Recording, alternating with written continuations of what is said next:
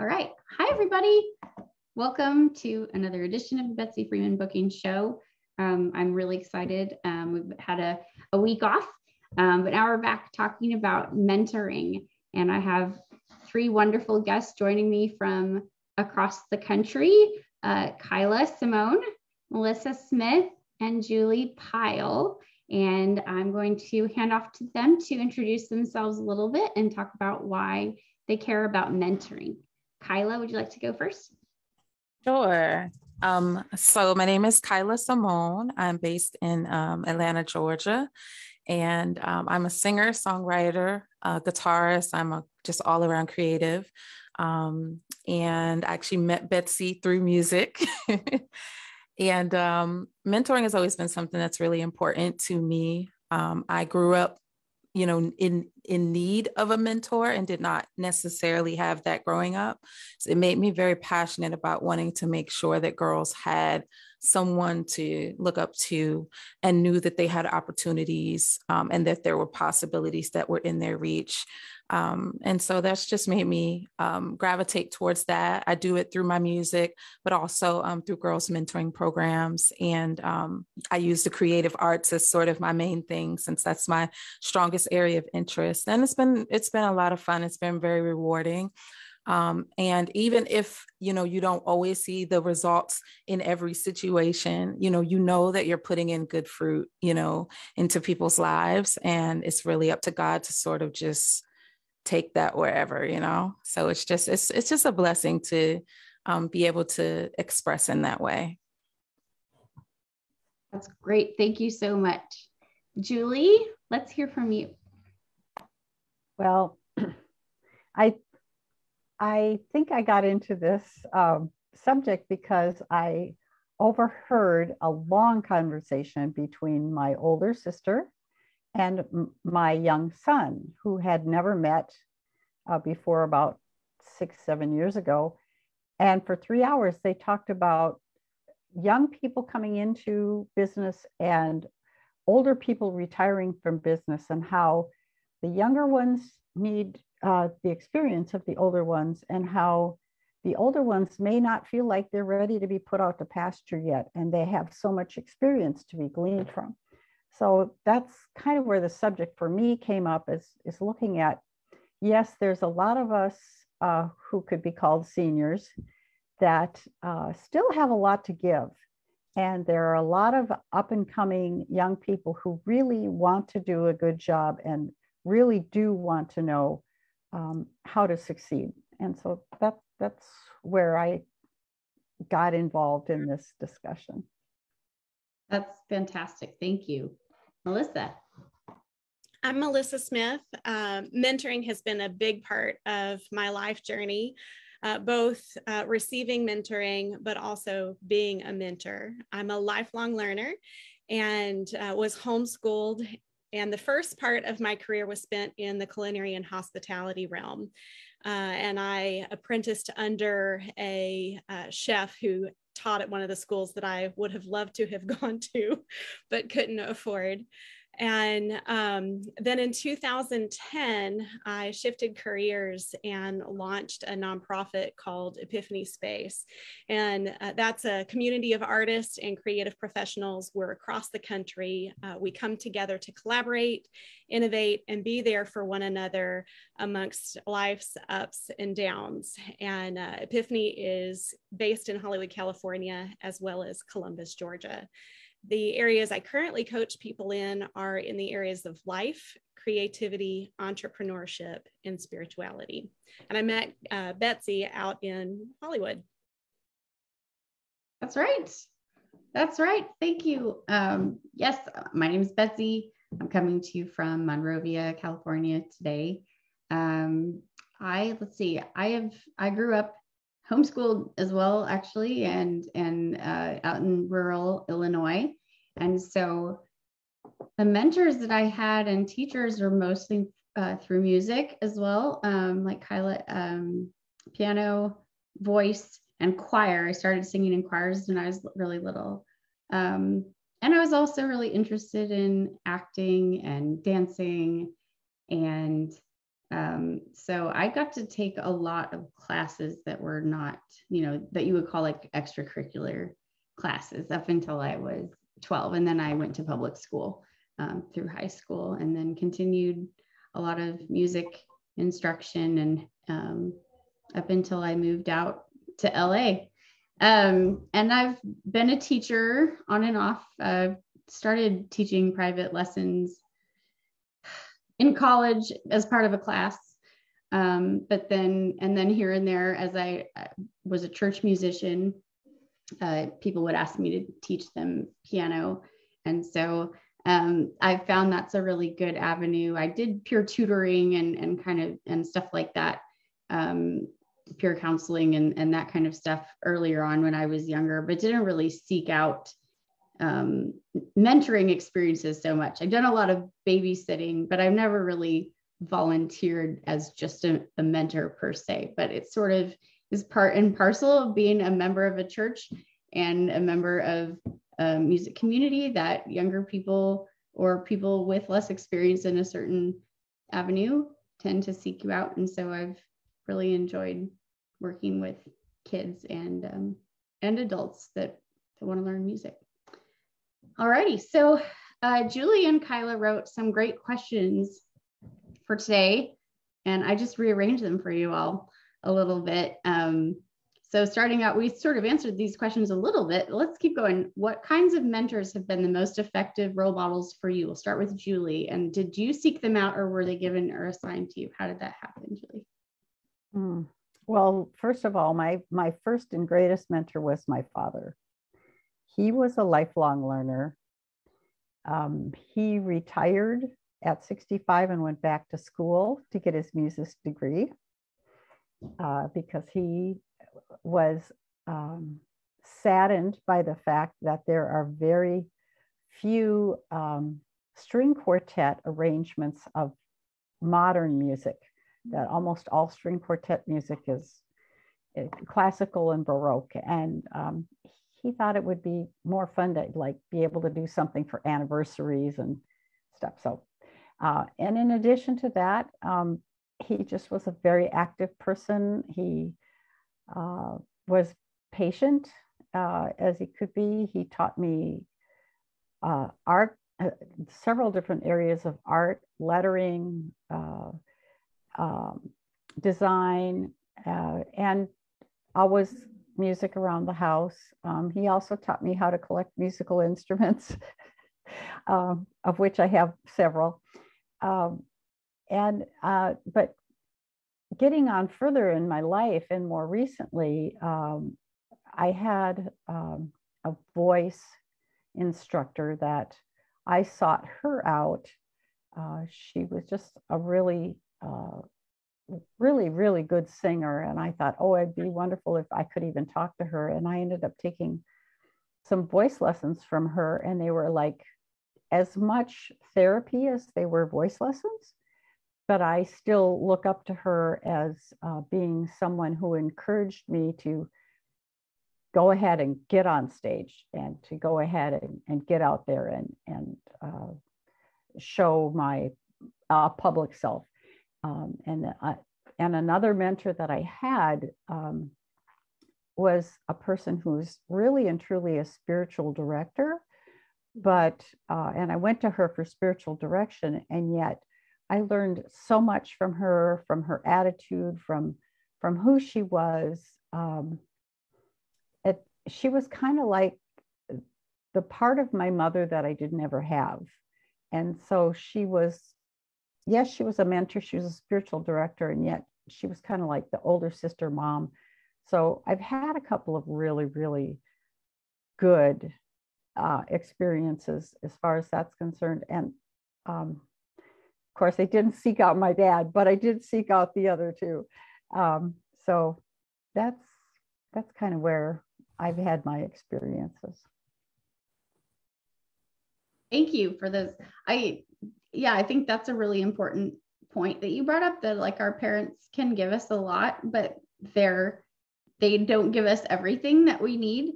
And so it's great that we have other adults that can come alongside for more specialized instruction, or just sort of fill that other part, which is kind of reassuring that you don't have to do everything, right? Kyla, how about you? I would say that I connected with my first official mentor a few years ago. There's a guitar friend of mine who uh, had been friends on Facebook for some time. Her name is Jennifer Bliss. And, I just admired her work. And so I reached out to her because she does teach guitar lessons. So I reached out to her one day and we just like kind of organically fell into a mentor-mentee type of a vibe. She basically adopted me without my permission, and we laugh about it. She says, that she just adopted me as her little sister, basically. It just kind of happened naturally. And she, really desires me to be her guitar protege, which is an honor to me because at one time I wasn't so sure about myself as a guitarist and how far I could really go. And just working with her has just taught me, it's helped me push the boundaries of my self-perceived limitations, So that has been like huge for me. And I think that you can never be too old to receive mentorship, So at any stage of your life, there's always somebody else who knows more and can help stretch you further. 100%. That's really important point. Melissa? So I mentioned working for a chef, being an apprentice to a chef. And that was a relationship my parents and I intentionally sought out because there was no way we could afford the culinary school, but there was a chef who had taught at that school in my hometown. So I ended up working with him for a number of years and learned from him and his wife. And that really it immersed me in the culinary world, but it also really was key in launching my career in that. But over my life, a question that I have regularly asked is like, who are the people that have the information, that know the things that I want to know? And there was a season where I was having difficulty with public speaking and was working through some things with regard to, my voice mattering and me having something to say and how do I articulate it? And a friend and colleague, that was an area of strength for him. And so I was able to connect with him and be coached through how do you do this? And was that okay? And what can I, how can I grow in that? And it was an encouraging environment. It was a safe environment to be able to do that. And it wasn't a place where I surrendered my power. It was a place where I invited somebody in to speak into that area. And, at the same time, there've been opportunities to be able to support and encourage and journey alongside and give back to this person as well. So, who do I know, or who do I know that who does somebody that I know that carries what it is that I need to know and am looking for? And often there is a relational connection. There's other opportunities through schools and books and things like that, but even informational meetings of, can you share your story? Can you share what you've gone through? How did you navigate this season? Those moments of just really sitting and listening and being present with somebody, you can glean a lot. Absolutely. Those are wonderful stories. I'm looking forward to hearing more details on that. I'd say for me, I've had a lot of great mentors. I mentioned before we went live, my voice teacher, Jody Kinsler, that I had known since I was 2. So I didn't really start taking lessons from her until I was much older, and I don't remember exactly what age, but I already knew her, like a second mom. And so, she was very technical about, singing, and, she definitely had high standards for all of her students, but she also really cared about us. And that was really important. In college, I had a lot of great role models too. And the ones that stands out a lot for me, especially this week, I've been thinking about our women's chorale director, Dr. Hopper, who has been teaching now and leading the choir there for 47 years. And she was, just really excellent all the time and really strong. I think just always, I don't know if I want to say tough, but we just, we went through 9/11 when I was a sophomore in college. And so we met, I don't think that we sang that day, but I remember being with Dr. Hopper on 9/11. And I remember going through all kinds of emotions in college. And I remember not always being happy that I was required to show up for choir rehearsal or having to be part of an ensemble as part of the degree program that I was in, because I was a conservatory major for the first couple of years. And she would kind of, she'd give me a hard time about things sometimes, she'd be like, okay, straighten up, but I also think she always really liked me because she has a daughter named Betsi as well. So I think that she liked me a little more than she would have otherwise if my name was something else. But I really respected her ability to be vulnerable and talk to us about things. We'd have like devotional time and stuff during choir, but also just, show us how to sort of keep it together and perform when we needed to and refocus and sing. And, it was not always that easy for me to do that, but we did it. And we have a lot of great memories of being with the other women from our, we had teas and like social things that we did together. And I was kind of annoyed sometimes that I had to just hang out with a bunch of women all the time, but it was worth it. It was great and on many levels. So honesty is an important part of this show. And I don't think Dr. Hopper would mind me saying that. Let's see.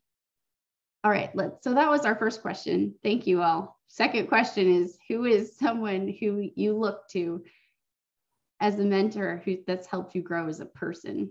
I think I just answered that pretty much. I mean, I've got more, but all right. Julie, do you want to go first this time? Who is someone you look to as a mentor that's helped you grow as a person? I guess I'll go back to my spiritual director. I think she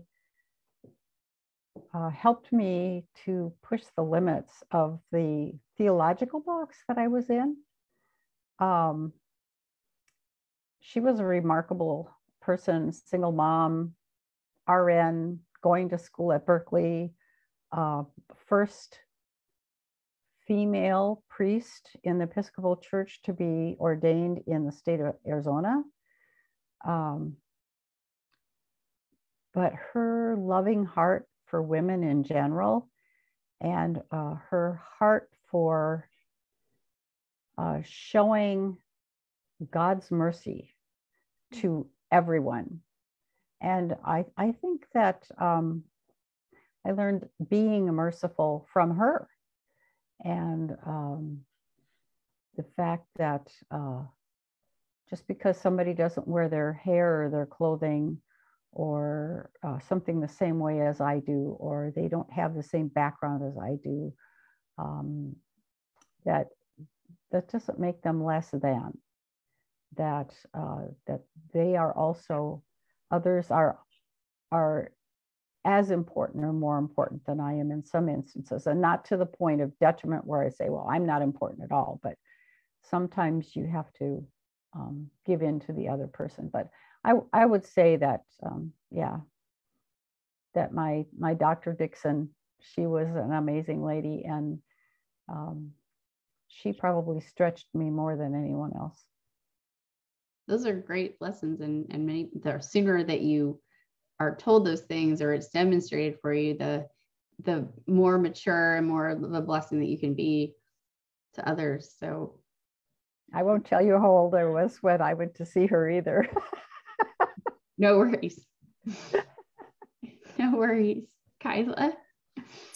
So for me, it would be a few people. So first, of course, my guitar instructor again, because it extends beyond just the music, but we talk about life and we talk just about a lot of different things, and just her perspective, she's like maybe about 10 years older than me, and just like, hearing her experiences. And she's, you know, sometimes like I've gotten ahead of myself in certain areas, and she's had to, you know, speak to me from a place of experience, and I had to respect it and really try to see it from her, you know, her point of view. And she was right about a lot of things, you know, so that has been very helpful for just helping reshape my perspective. Also my village of girlfriends, God has really blessed me, you know, with an awesome circle, and we all kind of are creative, and we are driven, you know, very driven towards our passions, our giftings, and things like that. And just the conversations that we're having day to day, you know, are just like, you know, you can't even like stay but so long in like a certain mindset, because it's like somebody's going to like snatch you out of it, you know, or say something that's going to sort of just rearrange how you're looking at something. And I think it's important to surround yourself with friends who have a similar mindset, you know, who are trying to be on, you know, the path, a similar path that you're trying to be when you're trying to move forward in a positive way, you know. Good. That's really important. Yeah, I think those friendships, you don't realize how much your friends are teaching you. I was just thinking about that my best friend, when we were pretty young, you know, we used to goof off and write each other notes and talk about everything that was going on at school and all this kind of stuff. And I remember I said something about, you know, one of our other friends that wasn't good. And she, you know, she kind of called me out on it, like really gently, but, you know, she said something about, you know, I'm not, I don't remember how she said it, but something about I'm loyal, like, you know, and she said it without like really hurting my feelings, you know, but really like, oh, you're right. Like, I got to grow up, because I can't talk about my friends like that behind their back, and still, you know, I can't be that kind of person and consider myself loyal, because that was not really something that I really thought about. And I don't know, she was always also very responsible, you know, we always did our homework and we didn't drink. And, you know, I don't know what it would have been like if I didn't have her going through junior high and high school. It may have been a very, very different experience for me. Melissa? So beyond my parents and the chef I mentioned earlier, in my culinary and hospitality career, I had some really bad bosses, and I had some really amazing bosses. And I grew a lot in a couple of the work environments that I was in. And that in part was due to my boss and my boss's boss, just understanding where I was coming from and helping me see how I could grow, and helping me be equipped with what I needed in order to be able to do my job. And then there's been, you know, in launching a nonprofit and running that world, there's been a lot of peer mentorship that has happened. And big thing for me was realizing that not one person would have all the answers and, you know all the secrets to life, and this is the magic formula. But really being able to see the wisdom that multiple people in multiple areas bring, and being able to draw from that and grow from that. I'm currently in a network organization of other leaders, and I am a leader within that organization. So there's just even within that circle, there is opportunity for me to receive mentorship and counsel, and, you know, to also be able to pour that out to others. But in that environment, you know, I'm learning and growing all the time. Oh, it's a lot. It's a lot to be doing all at once. You're amazing. You always amaze me, Melissa. Okay, next question. Is a mentor always a person who is older, or can it be a person with more experience, even though younger than the mentee? Kyla. I think that it can be someone who's younger. I don't think it necessarily has to be. I think it's more about, like you said, experience and what they can that I guess the value they can add to, you know, you And it's about changing your perspective. I don't think that age has really anything to do with it. I think that sometimes, and I don't have children, but, I think that children can teach you, like I know from working with kids, I don't know if you guys have had that experience, that working with kids, you learn stuff about yourself. Like, in a sense, you're being mentored in that way, because it's like you're learning things about yourself that kids will call you out on stuff too. Like, you can learn a lot from, younger generations. So I wouldn't limit myself. Julie, what do you think? Well, I definitely think that that you can have a mentor who is younger, and particularly as I'm delving into the new areas with building a nonprofit and with having to learn online marketing and all those things, I need to find mentors that are younger than I am, who understand the technology and the importance of the variety of things that it takes to build business in today's world. And just thinking about, there's a young lady who has volunteered to help with a newsletter for a ladies group that I'm involved with, and I'm in leadership. And she has taught me so much about a better way to do something, or how to make an app work, or how to find an app that will make the 3 other apps work together, and things like that. And actually, I think it's exciting to have a younger person who is willing to take me by the hand and lead me through all the little steps that it takes to just get something simple done. I mean, if I had to sit down with a typewriter and a piece of paper and postage stamps and envelopes, I can do that. That's the way I came up. But to all of a sudden be sending it email with photos in it, and doing an Instagram that feeds to the Facebook, and then whether we're going to use Hootsuite or not, and just all the little pieces that are new to me. It's great to have a younger person who has the willingness to sit patiently and say, okay, this is how you do it, and this is why, and step 1, step 2. And so I'm grateful to have younger people for mentors. Very grateful. I agree. Well, especially in the realm of social media, I'm just about ready to delegate all of it always from now on. Although I am trying to train myself to use Social Champ, which is like Hootsuite, but have I sat down and actually done it? No, I'm almost there. And I tend to sort of think that I can figure things out without having to read about them, but I really should. I am very particular about age. I don't know, in terms of, I really do try to surround myself with older people a lot of the time.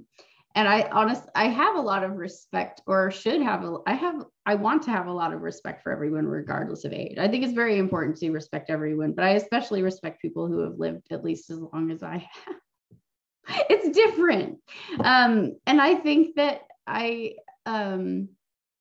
but like my friend who cuts my hair, she's significantly younger than I am. And I think that she's far more mature than I am in a number of ways. And so I don't just go, oh, you're younger than me, so it's, I'm not going to listen to you. It's the opposite. I'm just like, wow, I don't know how how did you get past me in all that time? What was I doing? So yeah, I think that respect for all people is very important. And there's definitely lots of things that younger people have to teach us. That's absolutely sure. And I think, but I do tend to seek out mentors who are older than me. That's just me. Melissa? I agree that social media and technology platforms are great opportunities for more youthful mentorship to come in. And it takes humility on both parts to, as a younger person, serving and helping to educate someone who's older, and as an older person, receiving and being open to receiving from somebody. I'm a huge fan of intergenerational mentorship. I think it has tremendous value. And one of the companies I worked for, they talked about leading up, down, and across, meaning you manage your boss, you manage those that work for you, and you manage your peers in order to be able to get stuff done. And that translates into multiple areas of our life where, we are always giving and pouring into and connecting with folk who are, up, down, and across all the time. So big fan of it. It's very powerful stuff. Alrighty, next question. What has been one of the biggest hurdles you've had to overcome that has allowed you to become a more effective mentor to others? Julie, you want to take that one first? I think for me, it's been owning my identity issue of a realization that I probably know more than I allow myself to think that I know, and that I have more power than I allow myself to think that I have.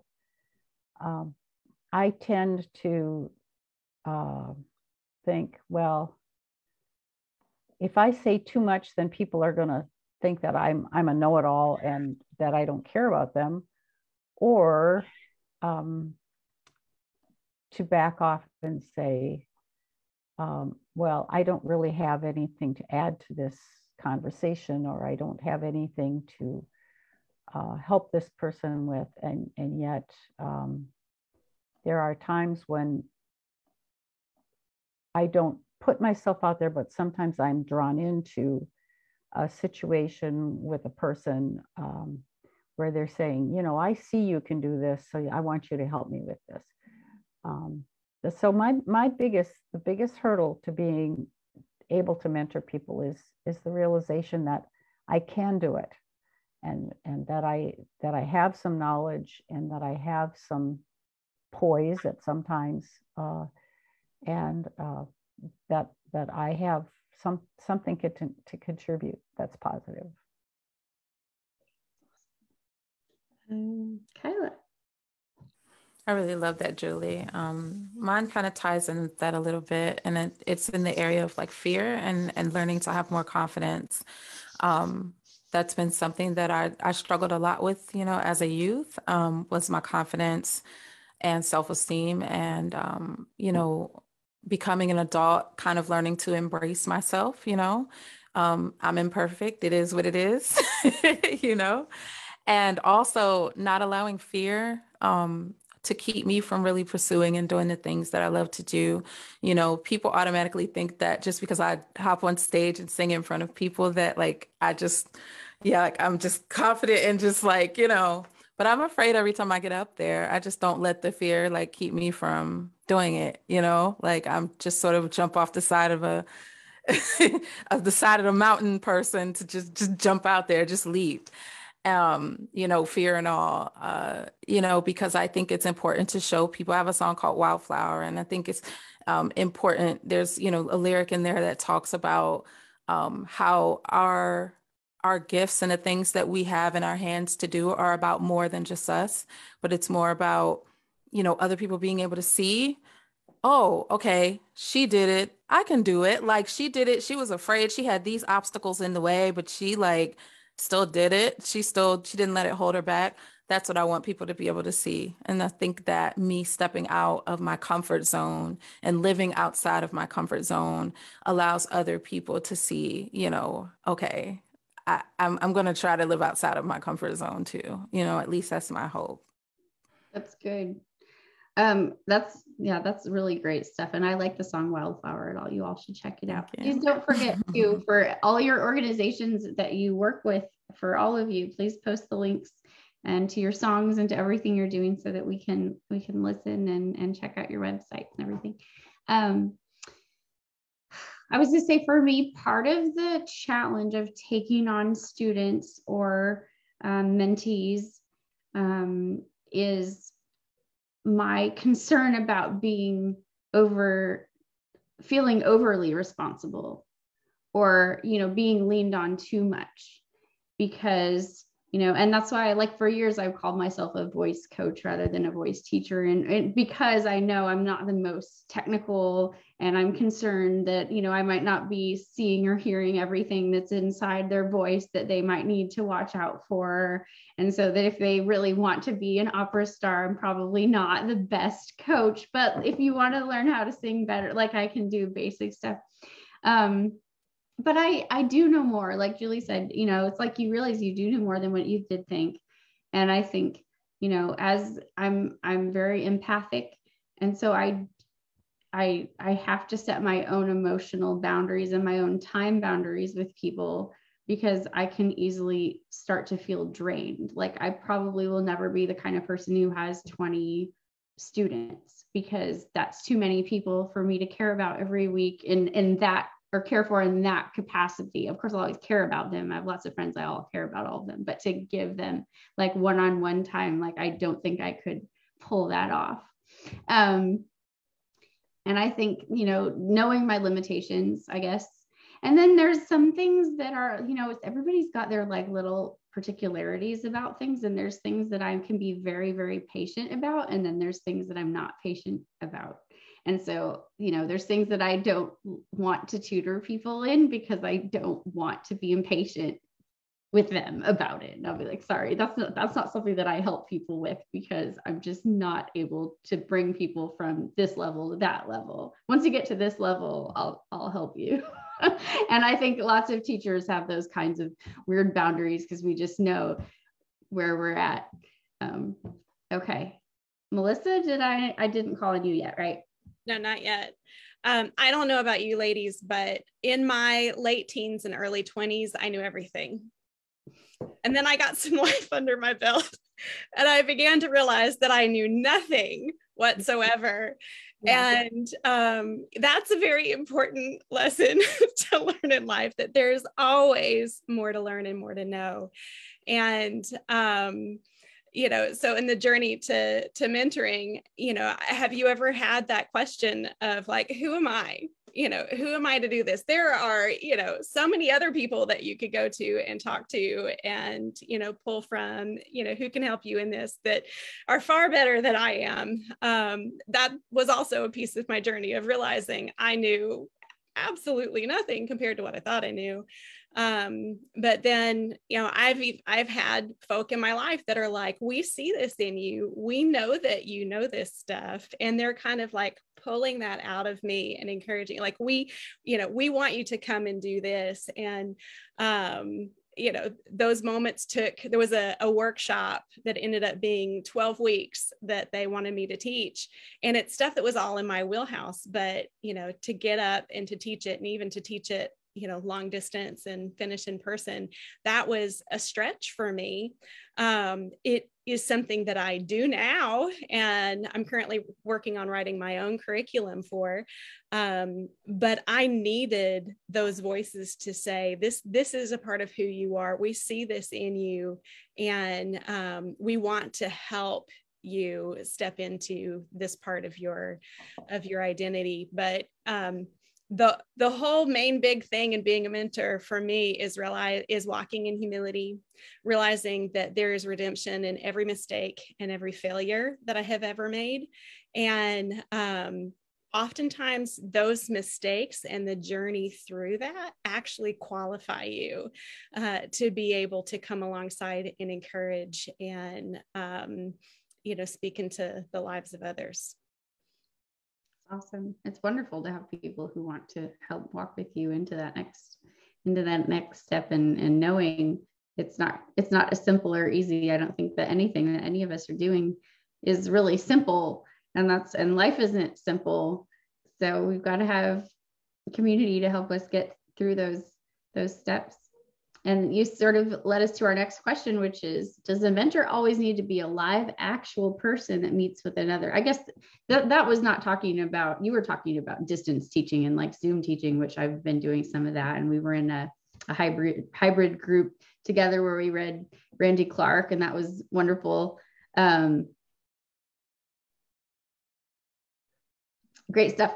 But could our mentors be people that we don't know, that we're just listening to? Books, videos, audios made by known leaders, could those be our mentors? And examples given were Tony Robbins, Graham Cook, etc.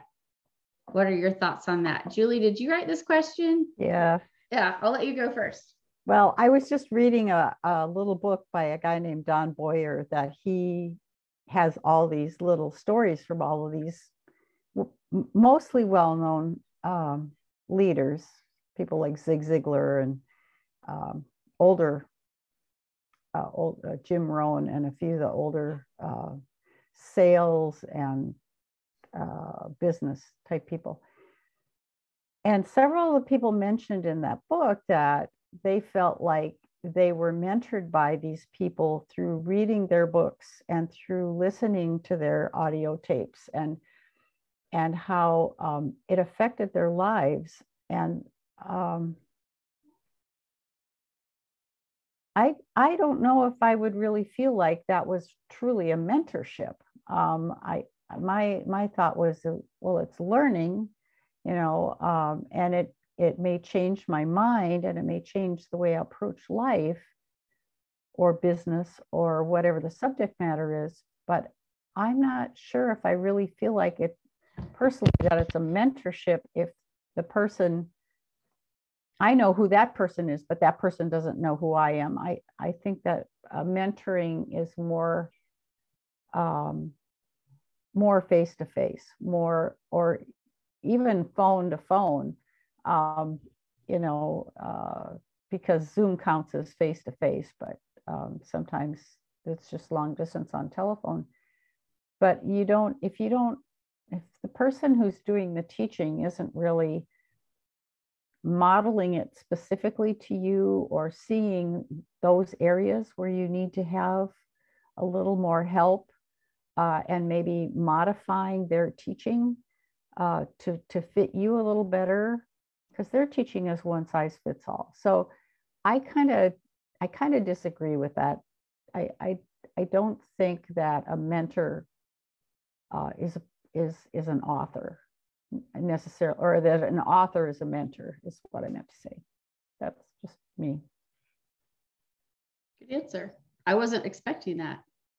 Kyla.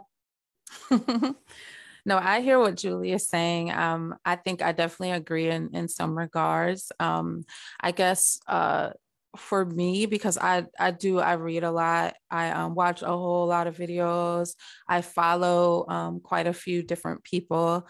There's for instance, there's a vegan chef that I like to follow. Her name is Tabitha Brown. And she's, vegan. A vegan chef is like her main thing, but she's like just a very well-rounded human being, and just like the things that everything she puts out is very thought-provoking, and it's really mind shifting. I don't know, I kind of feel like a mixture of these different people that I have followed, to include Auntie Oprah. Sure. I sort of feel like they've been mentors in a sense that I don't know them personally, but there's something about the way they relate to their audience, and some of the things that they put out, beyond just a single book, but just the regular content that they might put out, and just in following them over time, that I think has sort of had a similar effect to, my guitar instructor, or, has really made me a better, more well-rounded, person who thinks about things more deeply and differently, and even sometimes it chastises me, or it gets me out of my my comfort zone a little bit in the way that I was thinking about something. And it's oh, I thought that I had my stuff together, but I still got some work to do.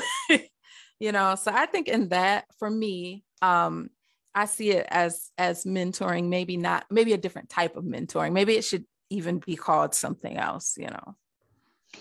Yeah, no, I love that you brought up Oprah because you know, even with this show, I've caught myself and with other folks that have done shows, you know, kind of like this, where you have multiple people, you know, that you're speaking to, and you're just trying to talk about life wisdom. You know, I intentionally have recalled, you know, things that the way that Oprah interviews people, or that she shared stuff about herself, because she had a way of making us all feel like we were with her.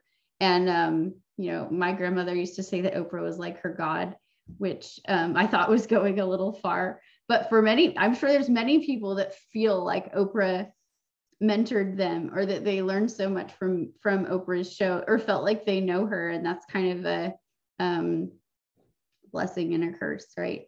But it's but I agree. I spend a lot of time with folks who are reading the teachings of Arthur Burke, which I'll give a link to later if y'all are interested in. And most of the people that are I'm talking to are also leading their own ministries, or prayer groups, or, you know, doing their own thing. But it's not a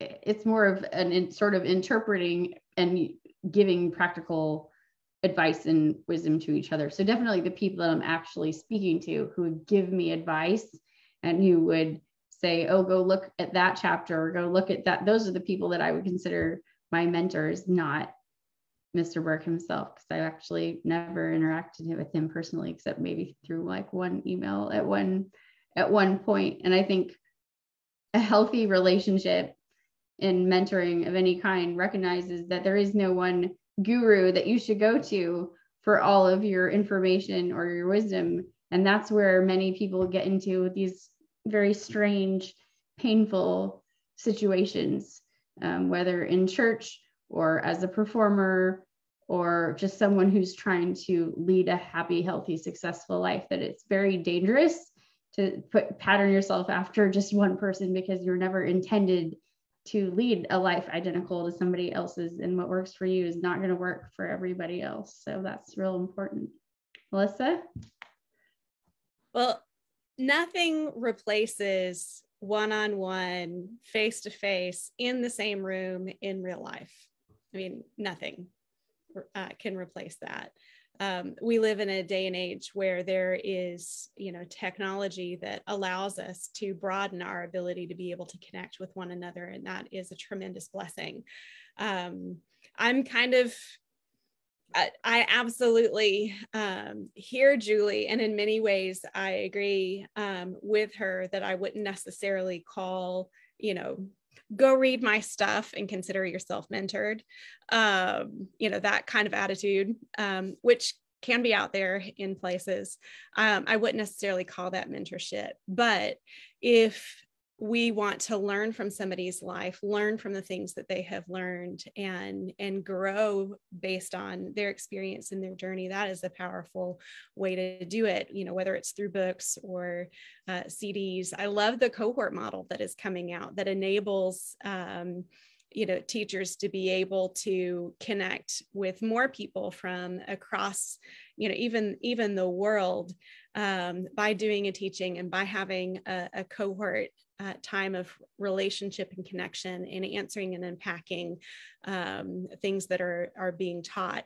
That I would still consider mentorship if there is that kind of relational connection. And sometimes it's a little intergenerational in the sense that the primary teacher is not necessarily leading the cohort, but there are people who have apprenticed, if you will, under that person, who carries the same DNA and are able to you know, release that to the cohort. That to me is closer in mentorship than I just got this book, you know, and Tony Robbins is my, you know, new BFF mentor, who I've never met, who knows nothing about me. And I do think we have to be a little bit careful about that in our celebrity culture, because it is easy to say, oh, well, I follow this person and I follow that person, and this person has all the answers. we're the ones that get to make decisions on who we allow to speak into our life. And, whether that's TV shows, music, teaching content, books we read, or the people that are around us.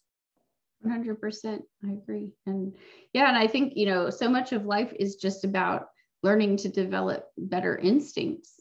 And so that means that we've got to parse through all the wisdom that's out there and all the instruction and make decisions based on our best understanding, and sometimes that means asking for a few opinions before you act, but sometimes you just got to take a leap and see what happens.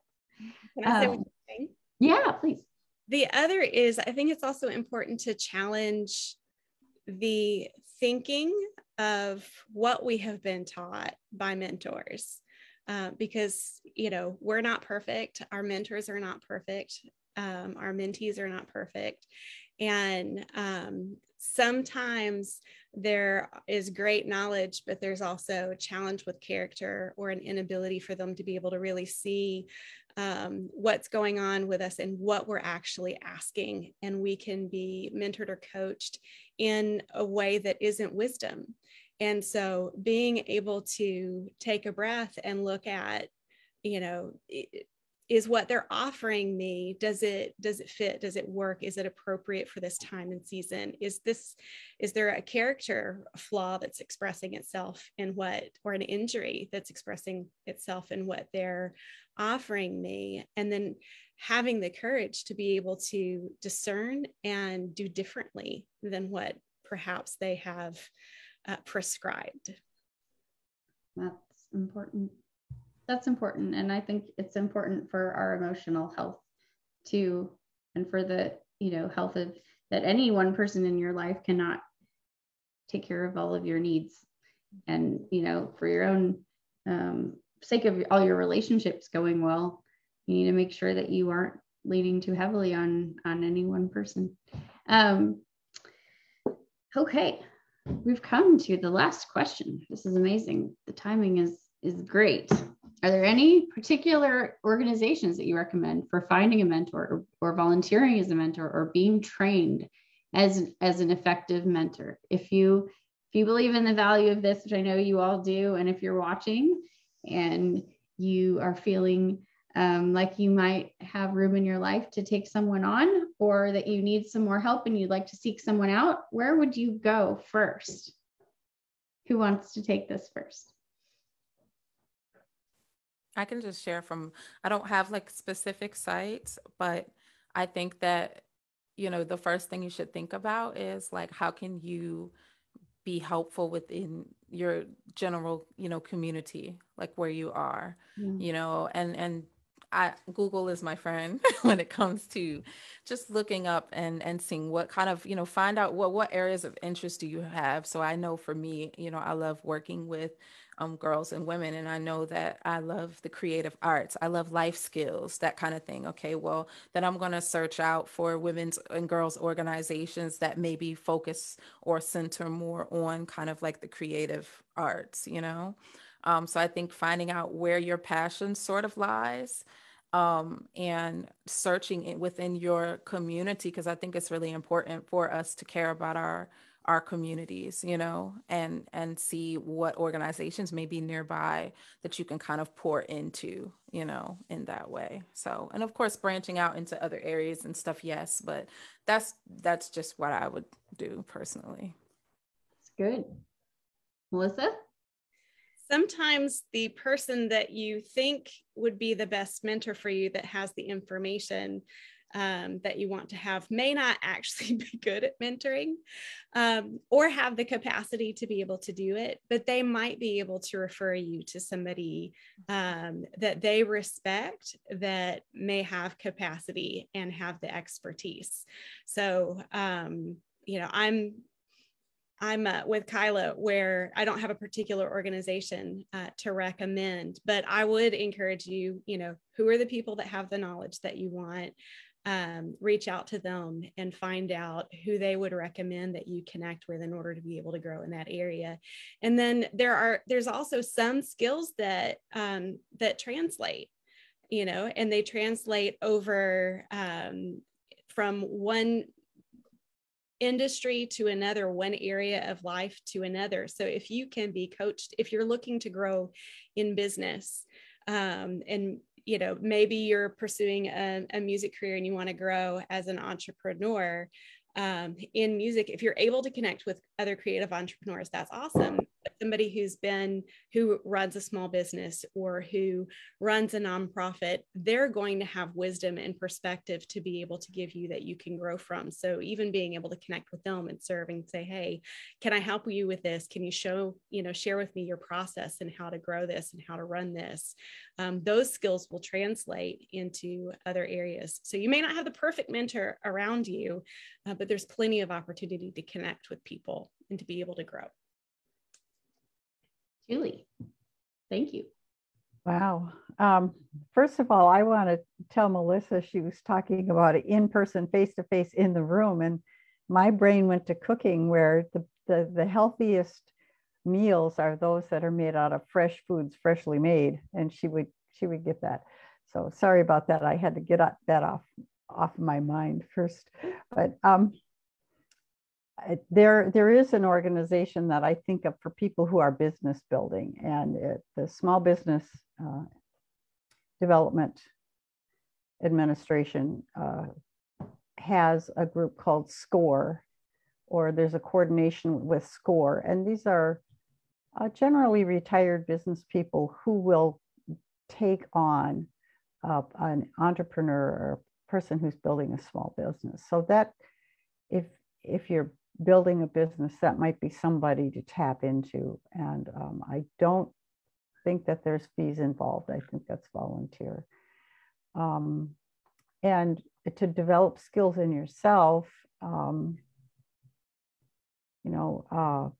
there are things that coaching programs and things that you can take if you want to. And of course, then that brings up a question of the difference between coaching and mentoring. But I agree that there are nonprofits you can look at there. You can look on Google and see what kind of organizations. Don't stop at the first three, go to page 3 and keep looking. And so, yeah, the one thing that I think of was off the top of my head is SCORE. That's available for at least people that are developing business. That's really great. Thank you. Yeah, I think it's important to check in to see what your local government can offer in some respects. Like in City of Burbank, for example, has really great recreation programs and classes and that kind of thing. So if there's anything that you want to learn, and they're really inexpensive compared to, like private dance classes versus City of Burbank dance classes, and that's a great way to just meet other people around who might have some other expertise. Meetup has great clubs, local clubs. I've met so many cool people that, and some of them I still haven't met in person, and I never have even gone to a single meeting, but because I'm on their email and I know who the leaders are, I'm still happy to be on some of those email lists, because one of these days I'm going to actually go. Chamber of Commerce, look and see what Chamber of Commerce mixers are going on in your neighborhood. And try to find a mentor who, you don't need this with everybody, but make sure that you have mentors and teachers that are networked, that aren't new. They might be experts in their field, but like you need people that also know the area.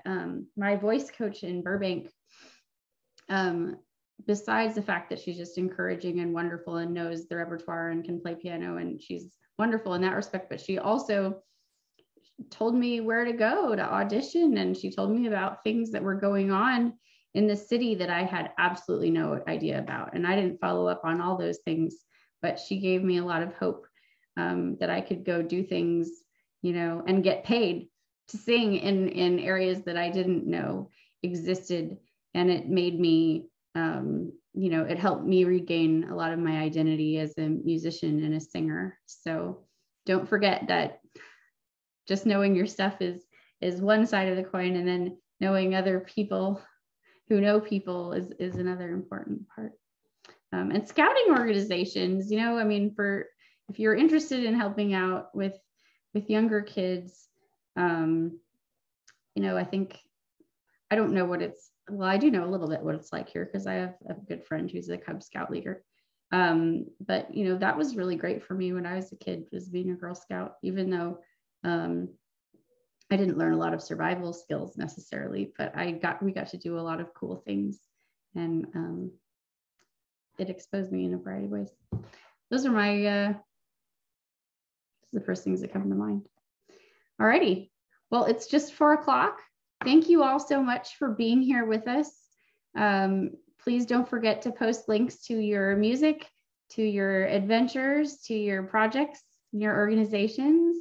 And thank you to everyone who's been watching with us. We hope that you've been inspired. Bye.